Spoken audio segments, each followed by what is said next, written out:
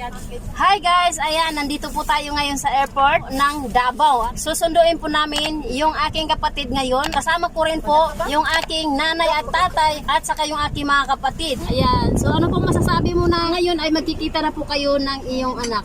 Masaya, kasi makikita ko ng anak ko ilang taon. Wow! Ayan, at ito naman po yung aking tatay. Ayan, so ano pong masasabi mo na darating na po yung anak mo ngayong araw na ito?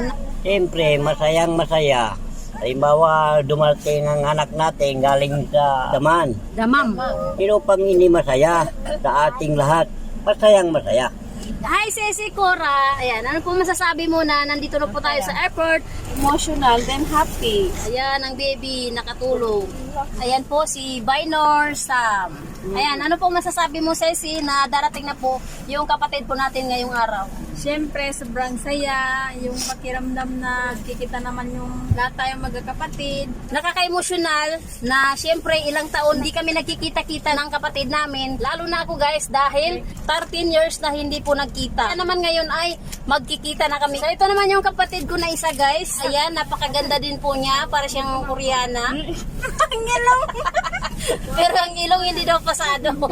Ayan, ano masasabi mo, Ceci? Siyempre, masayang masaya. How many years hindi tayo nagkikita, tapos ngayon na ulit. Ikaw na pundili. Nakaka-emotional talaga guys na kahit wala pa dyan yung kapatid ko ay yung feel na feel mo na talagang may mangyayaring iyakan ganun dahil ilang taon na hindi nagkikita ang mga magkakapatid. Kaya yun guys, habang ako'y nagsasalita ngayon ay pinipigilan ko po muna yung aking iyak.